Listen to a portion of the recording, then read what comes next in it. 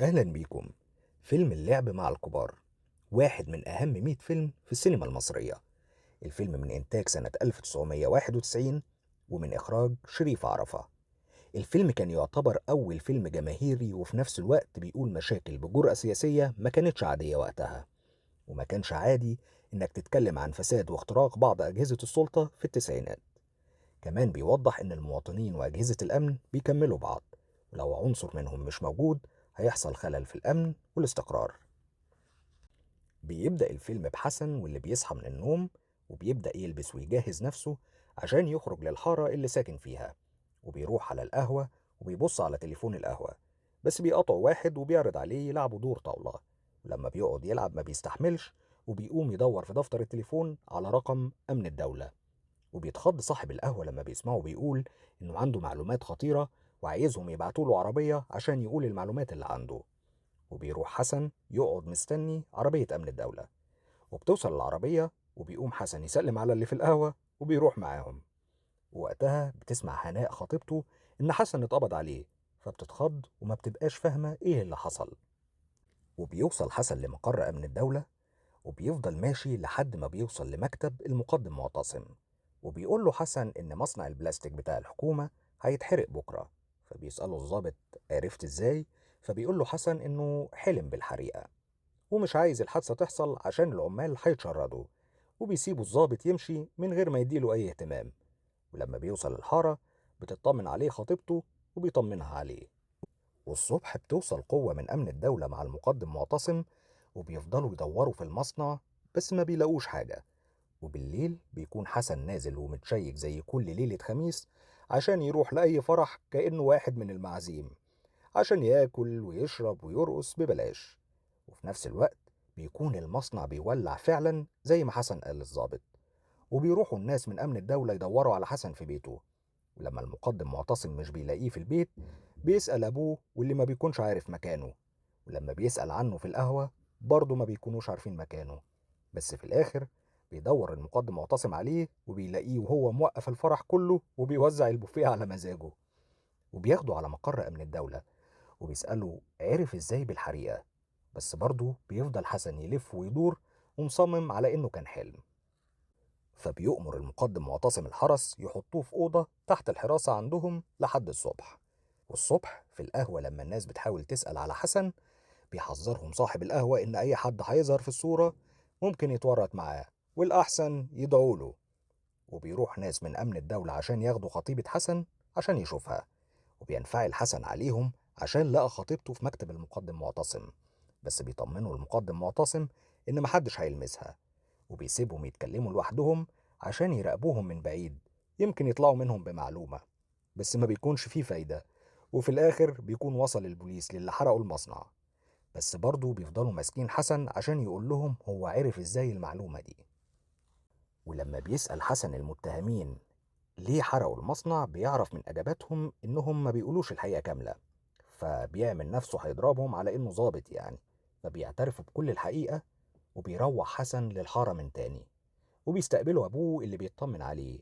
وهناك بيشوف حسن من بعيد علي صاحبه، فبيعمل حسن إنه ما يعرفوش وبيمشي.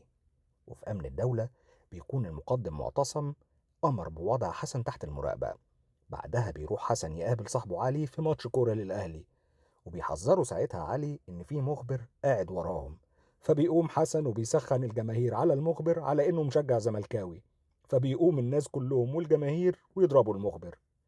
ولما بيروح المقدم معتصم لحسن اللي بيكون راكب في الترماي فبيقول له المقدم إنه محطوط تحت المراقبة، لأن حتى لو مسكوا اللي عملوها فلازم يعرفوا هو عرف المعلومة دي إزاي، لأن دي قضية أمن دولة.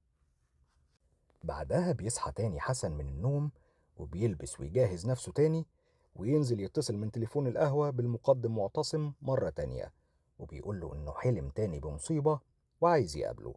وبيروح له المقدم معتصم بالعربية وبيقول له حسن إنهم لازم يروحوا على المقطم بسرعة لأن هيحصل مصيبة الساعة 3 هناك. وبيفضلوا واقفين مستنيين عند كشك في الشارع، وهناك بيلاقوا أمين شرطة بيكون واقف حراسة على لاجئ سياسي، واللاجئ السياسي بيكون ساكن في الشارع.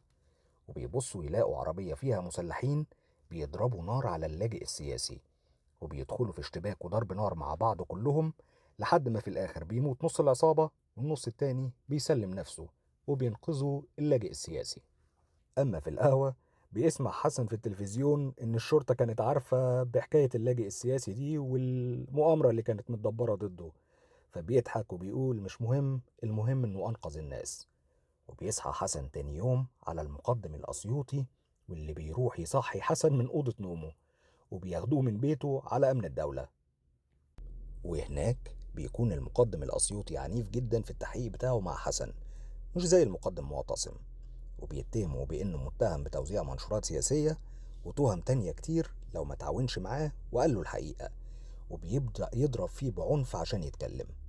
وبيدخل معتصم للواء عشان يحمي حسن من الأسيوطي لأنه يعتبر المصدر بتاعه، وبيخرجوا معتصم من أمن الدولة وبيعرض عليه يشتغل معاهم، لكن حسن بيرفض وبيقول إن مكانه بين الناس. وبيروح حسن يقابل خطيبته الصبح في كازينو على النيل، ولما بتفتحه في الجواز بيحاول يتهرب منها ويأجل الجواز لأنه ظروفه صعبة، فبيتخانقوا مع بعض وبيضربوا بعض قدام الناس.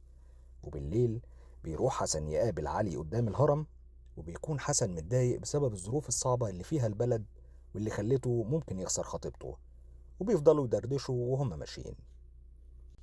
وبيرجع حسن البيت وبيتفاجئ إن المقدم معتصم قاعد بيلعب مع أبوه طاولة، وبيقول له إنه عايز يتكلم معاه شوية بره البيت، وبيحاول يعرف منه مصدر معلوماته عشان يحميه من المجرمين. وبيفضل حسن يقول له إنه ما يقدرش يقول له مصدر معلوماته، لأن لو قال له على المصدر كل القضايا هتبوظ قانونا بسبب خطأ في الإجراءات، والمجرمين كلهم هيطلعوا براءة. وبيحاول يوصل معاه لحل بس ما بيكونش فيه فايدة، وما بيعرفش يوصل لحل مع حسن، وبيمشي حسن وبيسيب المقدم معتصم في الشارع. وتاني يوم بيشوف حسن خطيبته خارجة مع واحد بعربيته، وبيعرف من القهوجي إنه يبقى خطيبها الجديد، فبيوقفهم حسن بالعربية وبيطلع يرقص فوقيها وبيكسر العربية عليهم، وبينزل ياخد خطيبته بالعافية من العربية.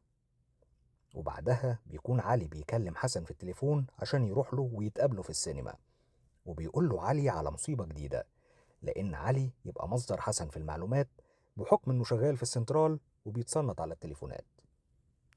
وبيجري حسن للمقدم معتصم عشان يحكي له على المعلومة الجديدة كأنها حلم جديد، وبيعرف منه إن في مصيبة هتحصل في المطار وعملية تهريب مخدرات من شخصية عندها حصانة، وبيديله كل معلومات عن رحلة الطيران.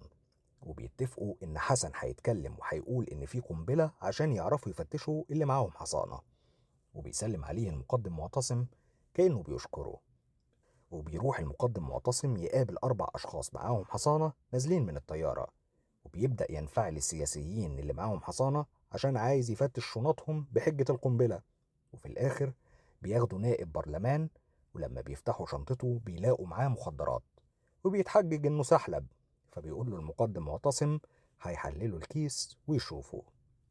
وبيبدأ ناس من كبار البلد يسألوا إزاي المقدم ده وصل للمعلومات دي، عشان كده كل مصالحهم والبيزنس بتاعهم هيقف. وبيعرفوا إن في واحد اسمه حسن بيحلم وهو مصدر كل المعلومات. وبيروح حسن للمقدم معتصم وبيشكروه كل اللي في مكتب أمن الدولة. وبالليل بيروح حسن وعلي يحتفلوا مع بعض بإنهم وقفوا كوارث كتير كانت هتحصل في البلد. وبالليل بيكون علي في شغله في السنترال، ولما بيكون بيتصنت على المكالمات بيعرف من مكالمة إن كبار البلد وصلوا لهم وعرفوا هم مين وفين وهيخلصوا عليهم. وبيحاول يتصل على حسن في التليفون القهوة، بس بتكون القهوة قفلت والقهوجي نايم، لحد ما في الآخر بيرد القهوجي، وبيجري حسن عليه وبيبلغوا علي إنهم وصلوا لهم.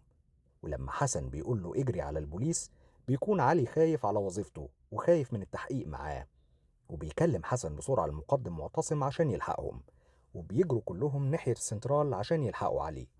ولما بيوصل حسن للسنترال بيلاقي علي مقتول ومضروب بالنار، وبيزعل عليه حسن قوي وبيلومه إنه ما أنقذش نفسه بسبب خوفه على وظيفة. وبيوصل للمقدم معتصم وبينفعل حسن عليه لأنه اتأخر عليهم، وهما واقفين بينضرب عليهم نار عشان يموتوهم هما كمان.